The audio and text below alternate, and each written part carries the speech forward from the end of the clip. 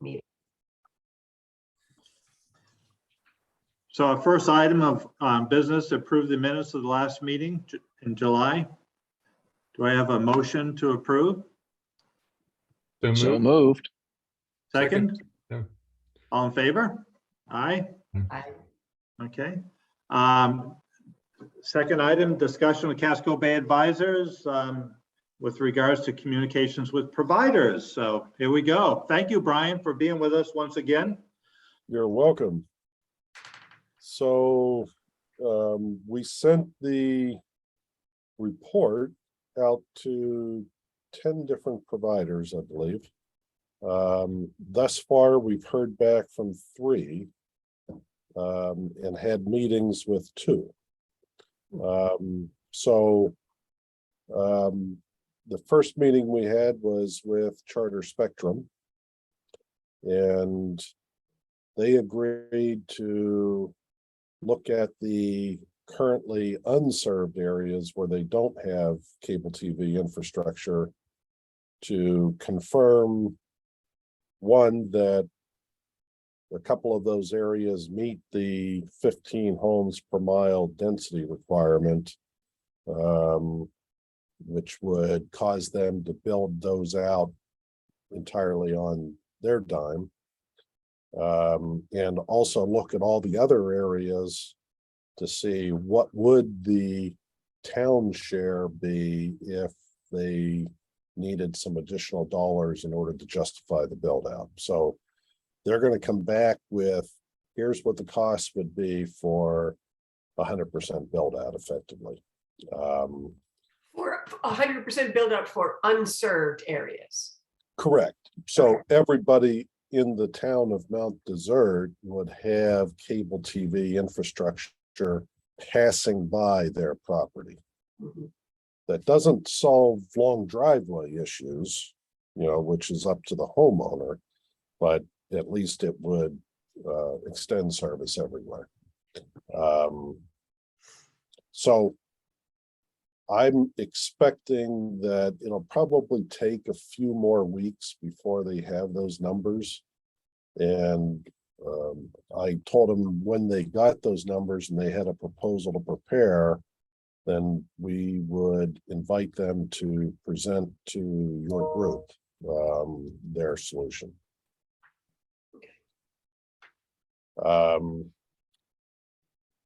Another company called Otelco, which is based out of Pineland. Can't remember the town. Anyways, southern Maine. They provide service in various parts of the state as a local telephone company. They indicated they have no interest. So they took a look at the data and said it doesn't meet their investment requirements. So, which I didn't expect that they would. And then Consolidated Communications, we had a meeting with, and Mount Desert is not currently on their list of towns to build out fiber to the home. But they indicated they would take a look at it and come up with how much subsidy would be required in order for them to build out a fiber to the home network in Mount Desert. Up until about a month ago, they had a pretty firm list of where they were going to build. And but over the course of the last year, equipment costs, material costs, labor costs have risen dramatically in this space. So they've retracted sort of deciding exactly where they're going to build at this point. Translated, that means they were spending more capital than they had planned on in order to achieve their build-out goals. But nonetheless, they are willing to take a look at it, and but they're going to have to go through some high-level engineering in order to determine what the subsidy amount requirement would be. And that gets put into the queue along with a lot of other projects that they're looking at. So I don't think you'll hear anything back from them for at least a month, could be longer. But I'll keep it on their radar to make sure that you stay on their list and move up.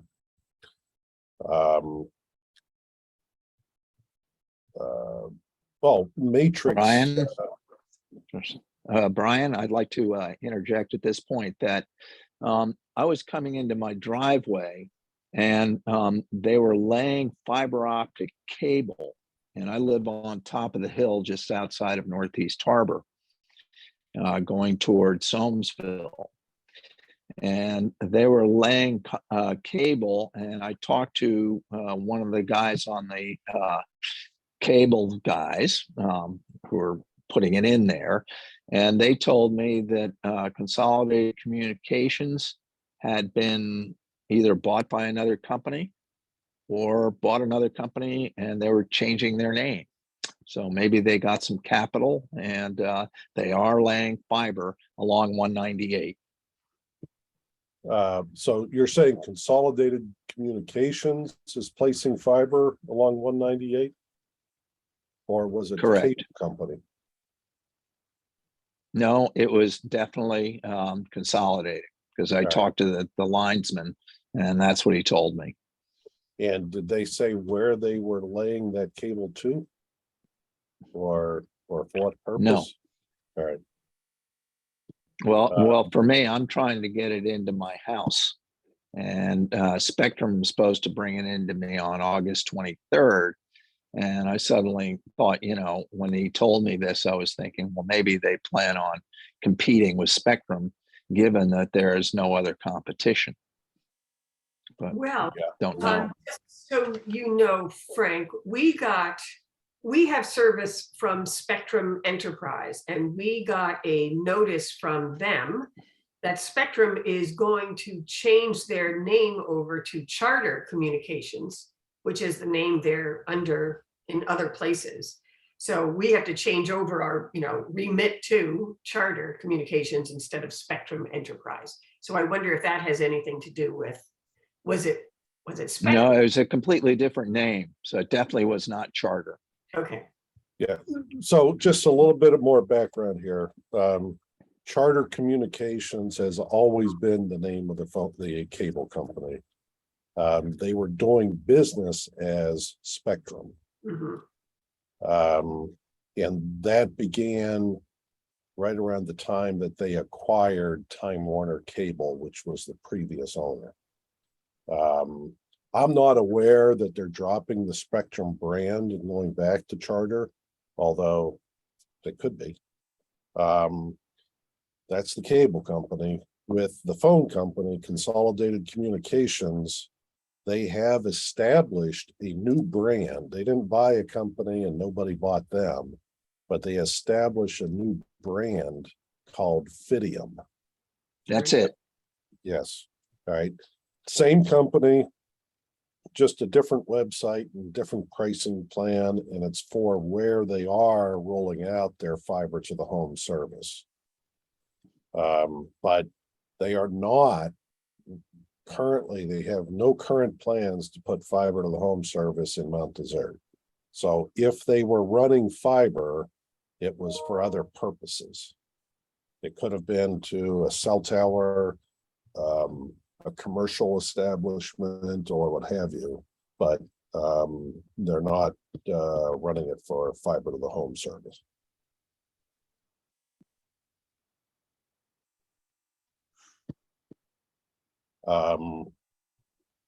There is a fourth company I'd forgotten about, Matrix Connected Fiber, that I sent it to, and they indicated that they're not interested either. So still waiting to hear from the other six. Typically what I do is I'll wait a few weeks and then send a reminder and start making calls.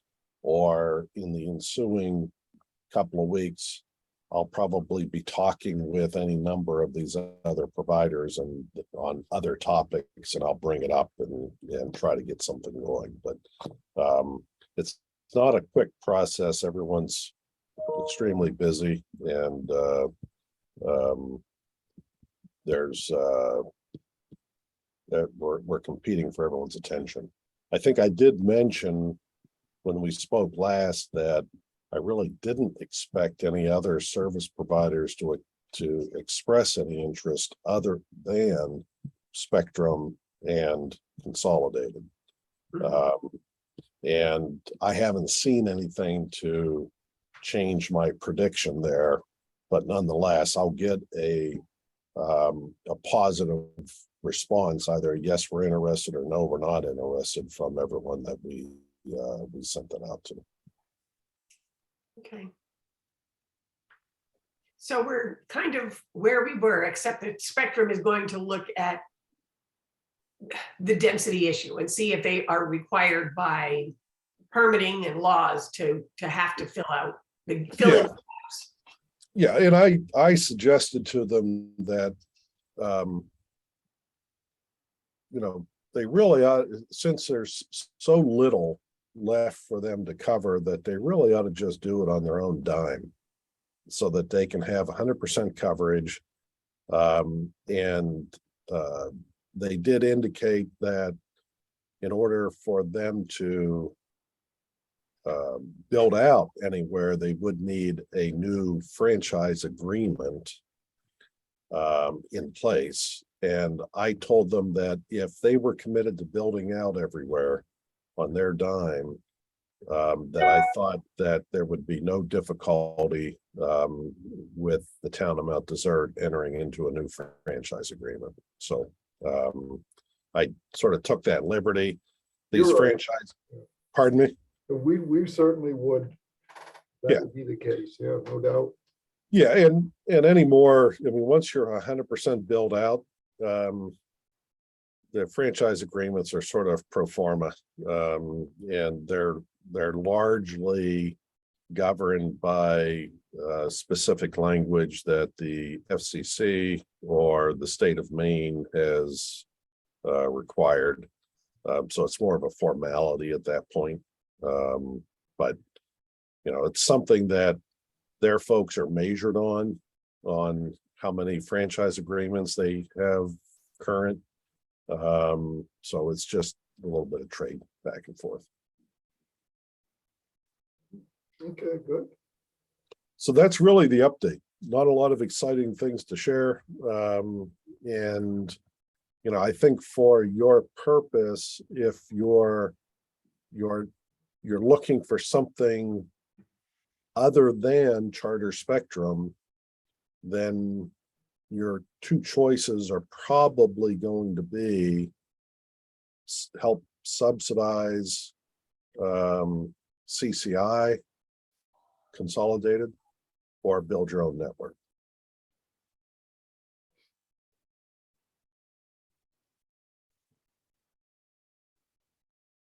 To make sure I'm clear, Brian, in my notes here, with Charter Spectrum, they will get back in terms of building out to 100%. But what's their status of fiber to the home? They're not going to build fiber to the home, or they have no plans in Mount Desert to build fiber to the home. So it would just be an extension of their existing infrastructure. And that infrastructure supports a gigabit? That current infrastructure is what we refer to as hybrid fiber coax. Right. And it is capable, their maximum advertised speeds are 940 megabit download and 35 megabit upload. 945? 940. 940 over 35. Yeah, that's the maximum they can do at this time with the hybrid fiber coax infrastructure. Their typical offering is 100/10, or maybe it's now 200/20, but that's the 940 is not their standard offer, but it Okay. is, they will tell you it is available. Right. As I discovered after our last call, as I measured this, these numbers are, I guess, maybe long-term averages or at some point, but in my house here, I could go from 340 megs down to 40 something down, depending on time of day, whether in my house it was the 2G or the 5G, lots of different variables of what I as a user see at my computer here for various reasons. And it's their standard, I think 100 megabit kind of offering, and it varies a lot. And the uplink speed doesn't vary a lot. And that's in the 10, 11 megabit, even at their highest level, it's in the 30s. So the uplink is the challenge. I don't know. I did ask one of my neighbors who's new to the town of Mount Desert, he works for a bank. I don't know which one, but he works, the kind of person we're trying to attract to town of Mount Desert, in other words, someplace off the island, works for a bank, works from home.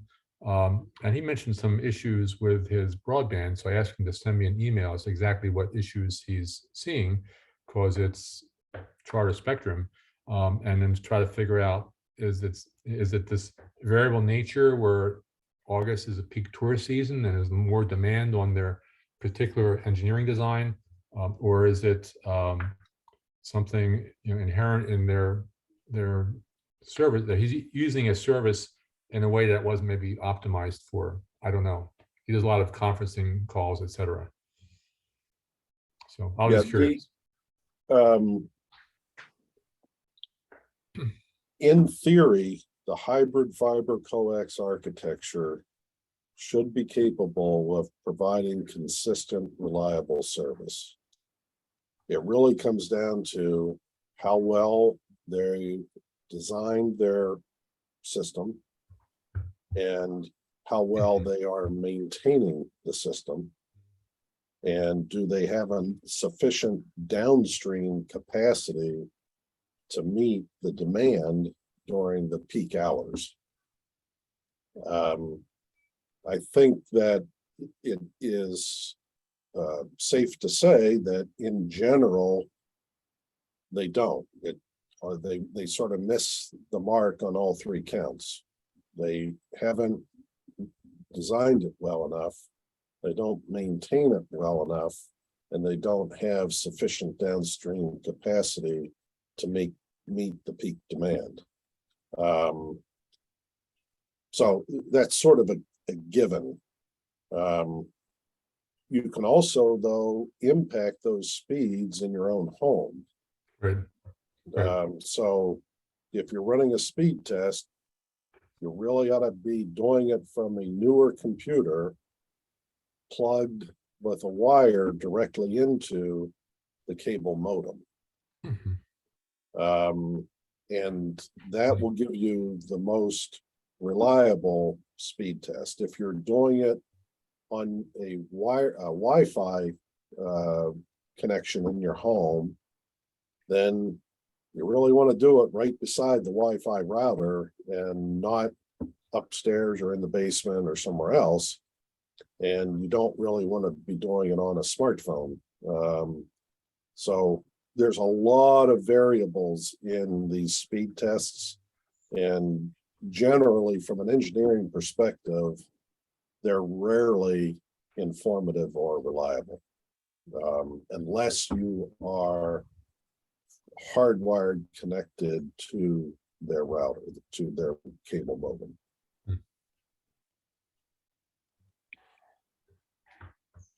I just did a speed test while we're talking on my semi-smartphone. It's about 135 down and 11 up. So, but a lot of things can cause that to be lower than I understand. Yep. I'm operating on 25 megabit down and about 12 to 15 megabit up. Mm-hmm. And And I use a cloud-based GIS system. My Microsoft Office 365 is cloud-based. And I'm on Zoom, and I store all my files in the cloud, and for me, that works fine. When the grandkids and everyone else shows up and the number of devices connected quadruples, then there's a little bit more problem. Yeah. Anything else for Brian at this point? I have one quick question. Brian, the work that you did on that report, that study of what's where, you have in Vetro, in your instance, have you asked them to copy it over into ours so that we can access it if necessary? Yeah, I'm happy to do that, and I thought I didn't at some point you send an email, and I thought we had asked to do it, but I went on there yesterday and I don't necessarily see it. So I All right. wondered if you had taken care of it or not, but yeah, I will. my I'll make sure. operator error that I wasn't finding it, so.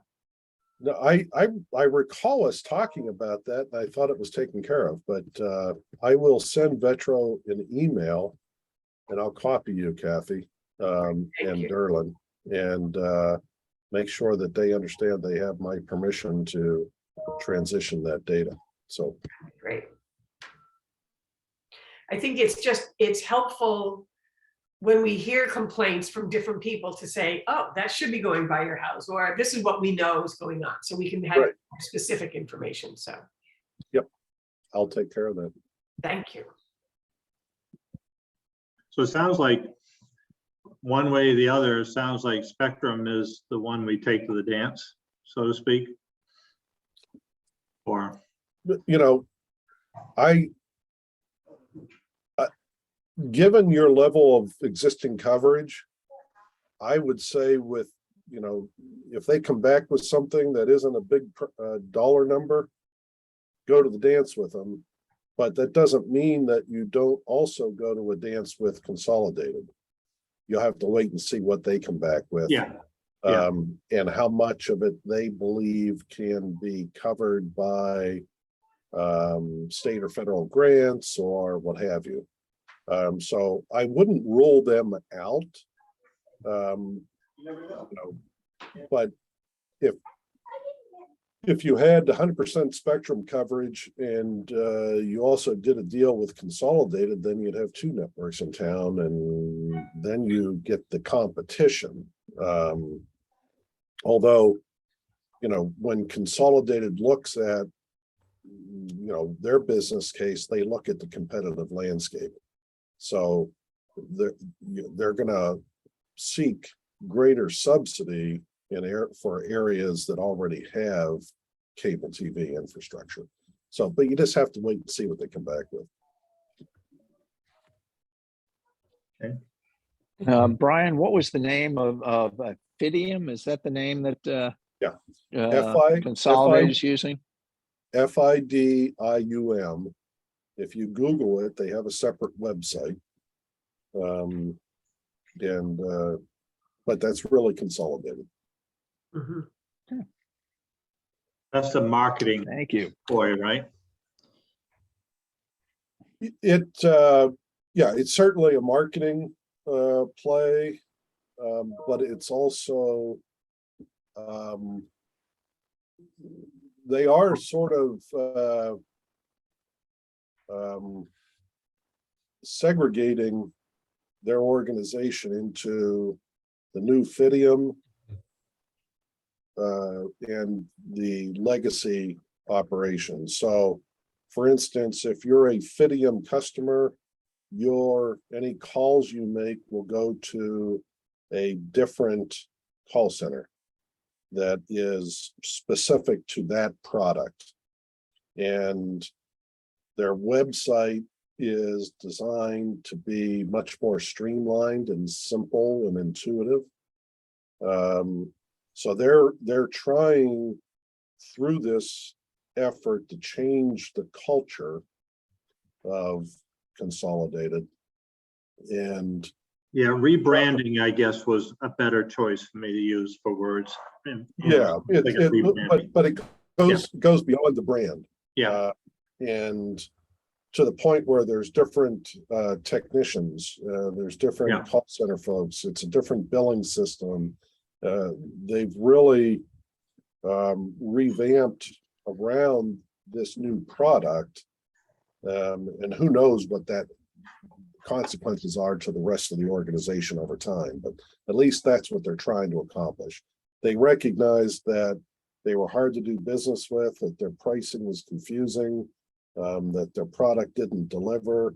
And so when they rolled out this new fiber to the home service, they were attempting to redefine how they go to market. And they thought that changing the brand would help that change over. So is Fidium actually actively hiring? I mean, to bring this up to speed? I think everyone is actively hiring. So Fidium, Consolidated, you name it, everyone is actively hiring. But you know, they have crews, you know, in all the major cities in Maine, if you can call them that, subcontractors and so forth, building network as we speak. Where's their headquarters? Where are they based out of? Technically, it's Mattoon, Illinois. The CEO works out of the Woodlands in Texas, just outside of Houston.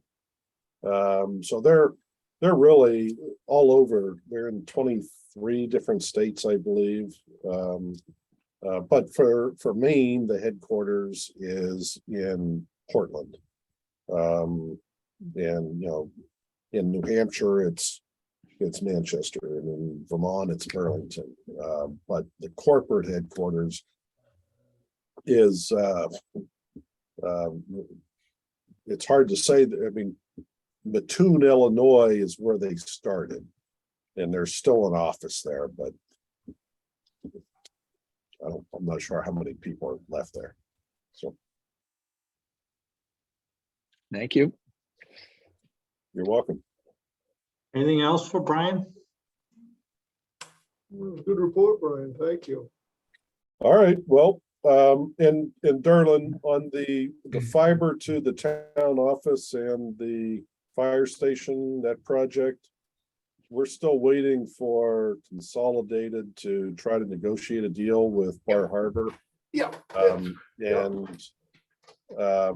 I need to call Steve and get an update as to where that stands, but that project is sort of in flux because of the increases in cost to build a network. Yes. Last So we're waiting to get something definitive on that. So yeah. So, Well, thank you, Brian, for joining us. all Appreciate right, it. well, anytime. Y'all have a good day.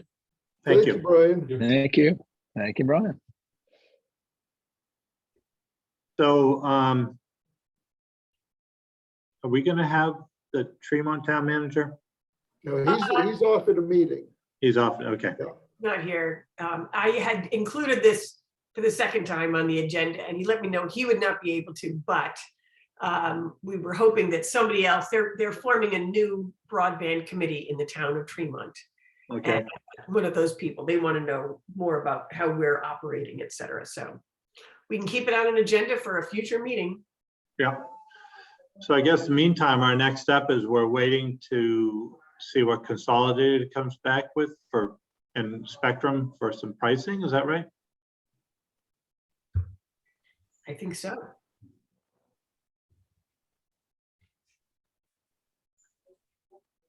And do we have any? On pricing for exactly what? Pricing for exactly what? So I think, yeah, what- go ahead.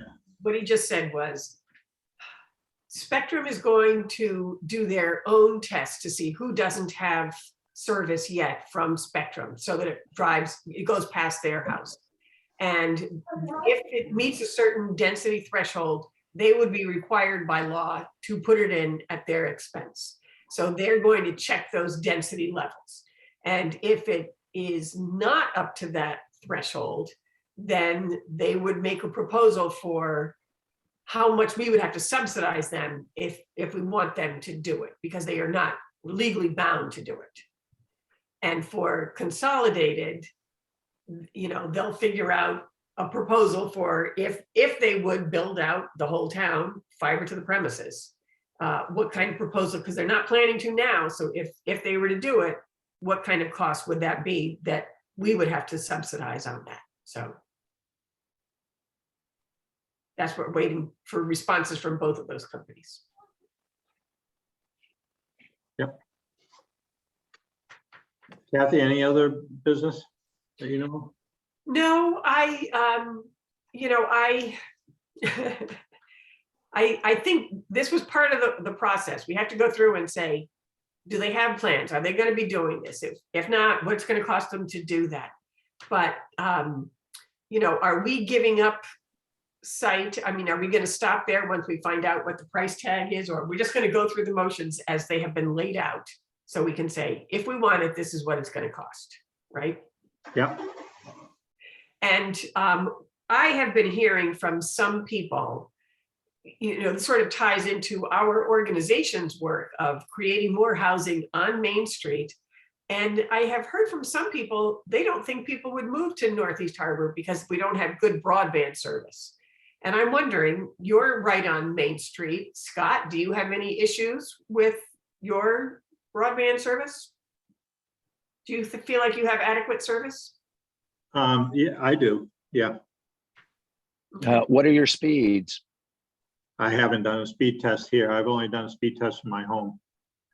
I could probably do one right now.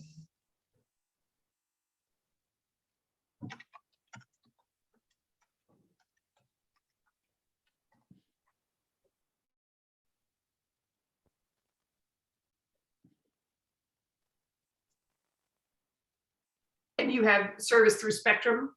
Yeah. So here we go. Just start it up.